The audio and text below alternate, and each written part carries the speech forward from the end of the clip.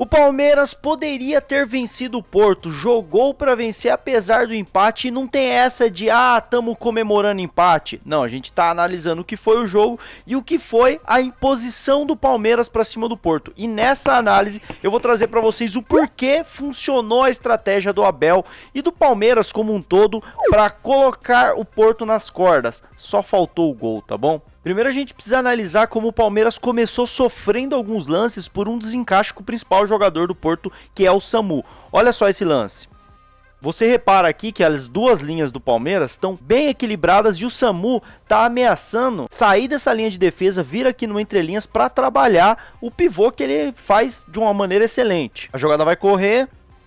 E olha como aqui ele conseguiu escapar, o Murilo tá chegando um pouquinho atrasado e o jogador do Porto aqui, o João Mário, tem um corredor livre para atacar. Ele faz um ótimo pivô e olha que quando a bola não tá mais com ele, o Murilo chega na marcação. Chegou um segundinho atrasado, o suficiente pra gente tomar esse ataque. E aí o Palmeiras vai tomar o primeiro susto no jogo. O Everton acaba salvando, um lance que talvez até fosse anulado, né? Teve o toque de mão ali, mas é um risco que o Palmeiras correu. O Samu trabalhando fora da área é um problema e o Palmeiras começou sofrendo porque não estava conseguindo acompanhar ele. E esse problema continuou. Olha esse lance aqui, ó, onde o Samu tá se fingindo de morto ali no meio dos nossos dois zagueiros que a princípio estão marcando ele. O duelo acontece e olha só. Nesse momento em que a bola chega pro Aníbal Moreno, ele tem um corredor inteiro para ligar o contra-ataque com a ultrapassagem do Giai. Eu vi muita gente elogiando o Aníbal pela bela partida que ele fez, mas criticando demais a escolha dele de tentar esse passe e colocando a culpa nele no que vai acontecer agora. Vocês vão ver aí, vocês sabem o que aconteceu nesse lance. Mas para mim o Aníbal fez a escolha certa, tá? A questão é, o Aníbal errou o passe, bateu no tornozelo, ó. Paciência.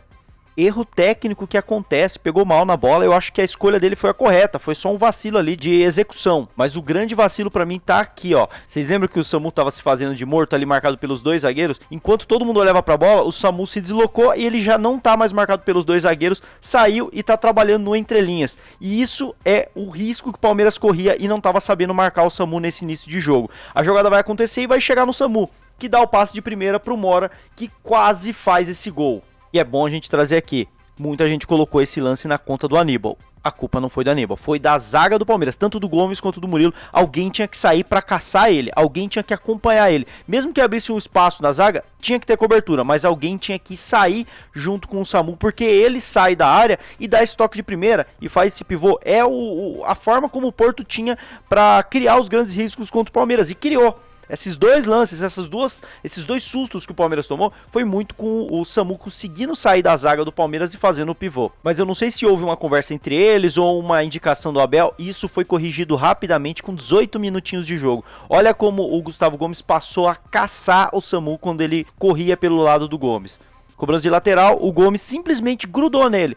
Não precisa roubar a bola dele. A questão é, gruda no cara e não deixa ele conseguir ter tranquilidade para fazer uma ação. Nesse lance, deu tudo certo, a bola passou reta. E essa seria a tônica daí pra frente. Se o Samu caísse do lado do Gomes, o Gomes ia ficar igual um carrapato nele. Se o Samu caísse do lado do Murilo, o Murilo ia ficar igual um carrapato nele. Mesmo que precisasse sair, abrir a zaga, teria uma cobertura, mas os zagueiros do Palmeiras a partir desse momento passaram a correr o campo junto com o Samu, e isso limitou o Samu, e o Samu não conseguiu mais jogar o resto da partida. Olha outro exemplo aqui, a bola chegando pro Samu, ele já tá marcado pelo Gustavo Gomes. O que que acontece? Ele não tem tranquilidade, ele não consegue jogar, e o Palmeiras recupera essa bola. É bom destacar também que, como eu acabei de dizer, não foi só o Gomes que ajustou essa marcação, o Murilo também. Então quando o Samu caía pelo lado do Murilo, olha só o que acontecia, bola lançada pro Samu, e o Murilo já estava colado nele, diferente do que aconteceu naqueles primeiros lances, ó. Colado nele, limitava completamente a ação do cara, que até conseguia dominar, mas sem a tranquilidade para dar o melhor passe. E aquela jogada de ultrapassagem nas costas não acontecia. Outro ponto que o Abel estudou demais do Porto, e eu falei aqui no pré-jogo, vocês lembram o que eu falei na análise pré-Porto e Palmeiras? Pré-Palmeiras e Porto? O Varela marca, é ruim.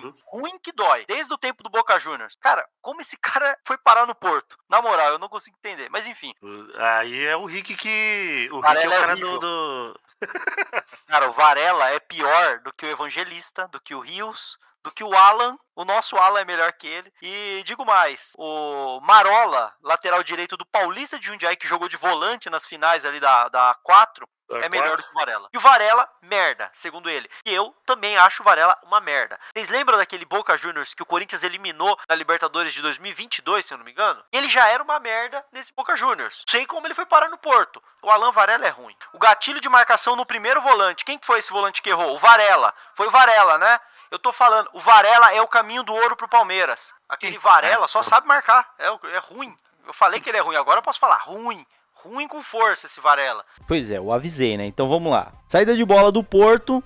Olha só como o Palmeiras marcava todos os jogadores, exceto o Varela. O Palmeiras deixava o Varela livre aqui pra ser o caminho pro goleiro tocar pra ele, né? Porque todos os outros estavam marcados, então o Palmeiras induzia a saída de bola ser no Varela. E aí o goleiro tem que sair tocando com o Varela. Nesse momento, olha só como o Estevão abandona o cara que ele estava marcando, porque tecnicamente o Varela não vai conseguir virar esse passe para ele com a perna esquerda, ele é destro.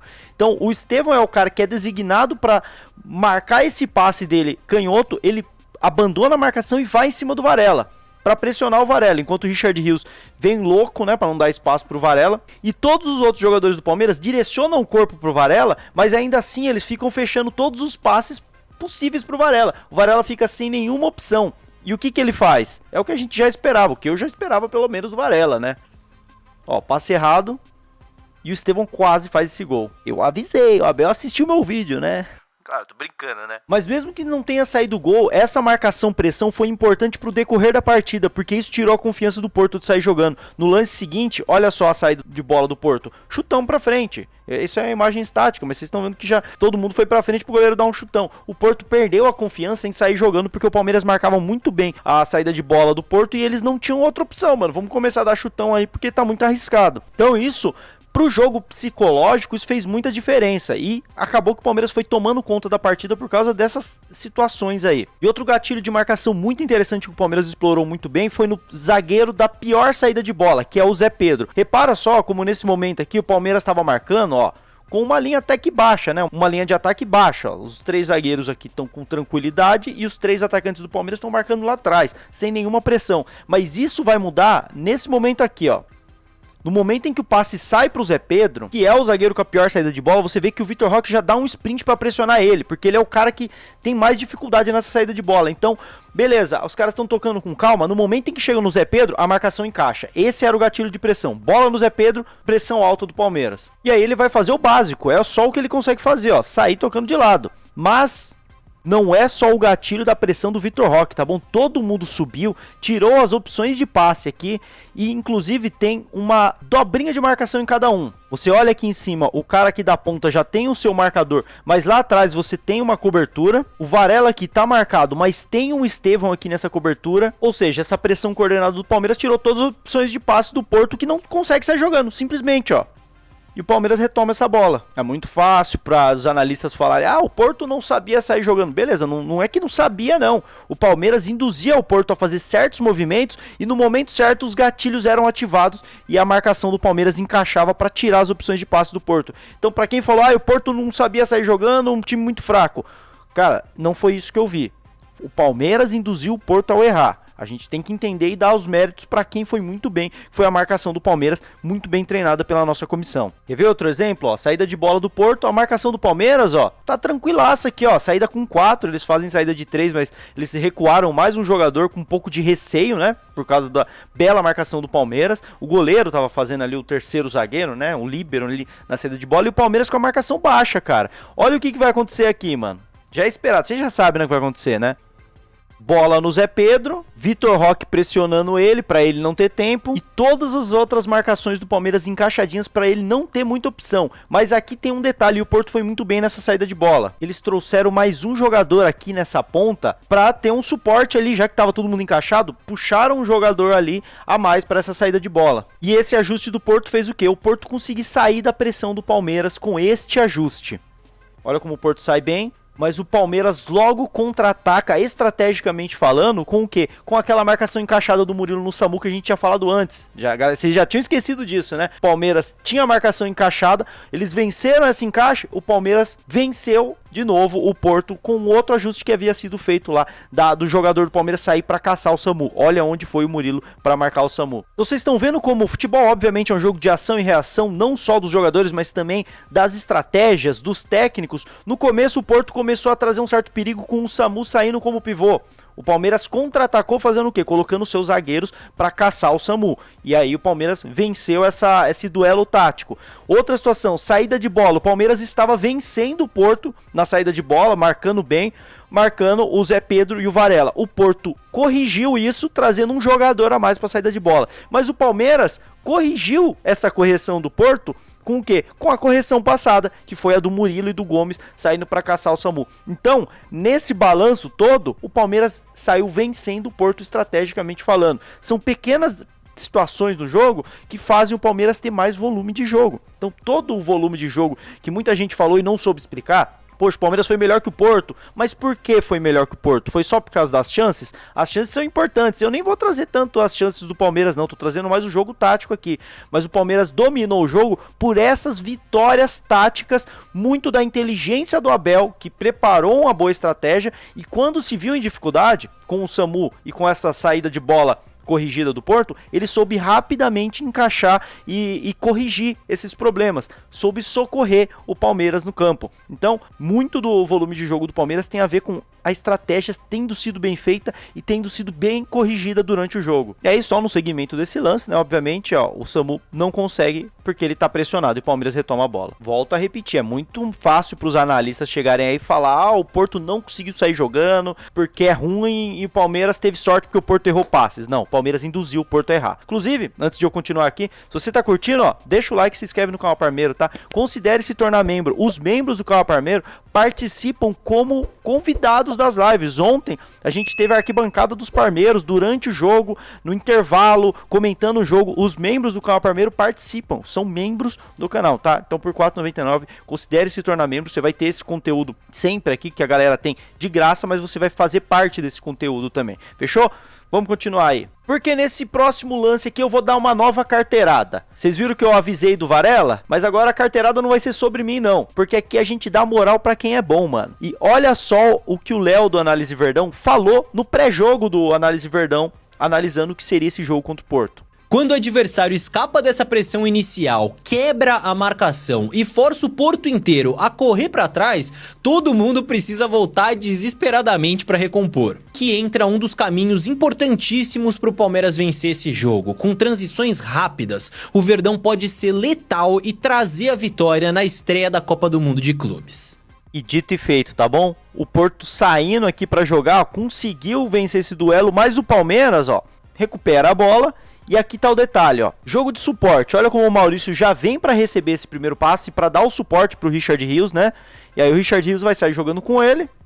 No que a bola vem pro Richard Rios, ó, jogo de suporte novamente, o Vitor Roque vem para buscar essa bola. Isso, você dar o suporte não quer dizer que você vai receber o passe. E o Vitor Roque vindo dar a opção de passe, ele atrai a última linha de marcação do Porto, ó, os dois jogadores aqui, que não tem uma exata definição de quem tem que pegar o Vitor Roque, então acaba que sai os dois, deixando espaço para o Estevão atacar nas costas. E com esse jogo de suporte, o Palmeiras faz exatamente o que o Léo havia falado no pré-jogo do Análise Verdão, ó. Bola nas costas para o Porto correr para trás. E aí, por pouco, o Estevão não abriu o placar. Você vê que taticamente o Palmeiras foi excelente, né, cara? Fez um bom estudo do jogo e soube corrigir em campo os problemas que apareceram. Foi um jogo excelente do Palmeiras, cara. E aqui o lance mais doído do jogo, mano. Ó, o lance vai começar aqui com o Rodrigo Mora, que vai fazer uma jogadaça individual. Vou dar uma acelerada aqui pra não dar ruim.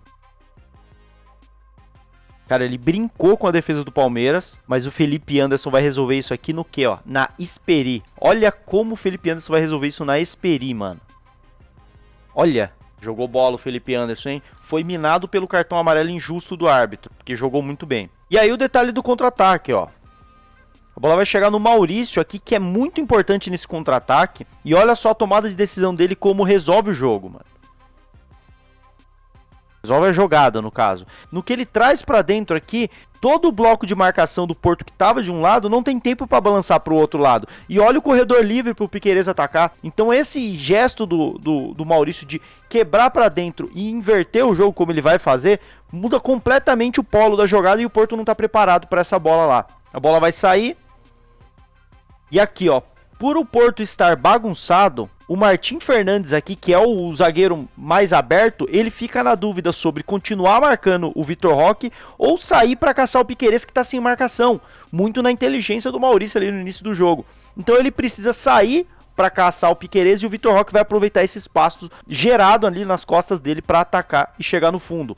Olha só como o passe é fácil para o Vitor Roque. Vitor Roque vai bem no passe para dentro. E aí um pecado, né? Ah, um pecado. Ai, um pecado. Cara, é inacreditável esse gol não ter saído. Não dá. Por fim, lembra quando eu disse que O Varela é ruim. Ruim que dói. o jogo seguiu assim, ó. Saída de bola, Palmeiras marcando baixinho, ó, no seu 3-4-3. Mas toda aquela combinação de gatilhos que eu falei vai acontecer aqui, ó. O Porto vai recuar essa bola. E no momento em que a bola chega pro Zé Pedro, olha o sprint do Vitor Roque. É o gatilho de marcação do Palmeiras. Bola no Zé Pedro, gatilho de pressão alta. E aí a pressão vai subir. Bola no goleiro, e aí Richard Rios coladinho no Alan Varela, que é, né, aquilo que a gente já falou algumas vezes, né?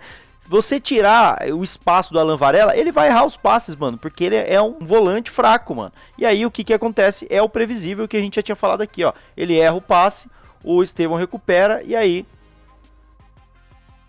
Palmeiras consegue finalizar bem a jogada. Quando eu falo de jogo psicológico, é isso. O Palmeiras foi minando o Porto, vencendo esses duelos táticos. O Porto tentava sair jogando por baixo, o Palmeiras tinha um gatilho para atrapalhar isso. O Porto tentava sair jogando com o seu pivô, que era o Samu, no começo deu certo. O Palmeiras tinha um gatilho depois que resolvia isso e o Porto não conseguia encontrar saída. O Porto foi perdendo a confiança no jogo e o Palmeiras foi tomando conta. E isso se mostrou também pelo físico, que o Palmeiras fisicamente estava mais inteiro, no segundo tempo. Quando a gente olha aqui nesse gráfico do SofaScore, no momento de ataque, que basicamente é um gráfico que mostra por barras quem esteve mais perto e o quão mais perto esteve do gol, a gente percebe que aqui, ó, no primeiro tempo, teve um equilíbrio, o Porto começou bem, o Palmeiras tomou conta, o Porto melhorou e vai e vem, só que nenhuma barra muito grande, né? A barra maior é quando o time chegou muito perto do ataque, exceto pelo último lance do primeiro tempo aqui, essa barra esticadona do Palmeiras, que foi aquele lance das 3 chances perdidas. Mas no segundo tempo, depois de toda essa confiança sendo minada,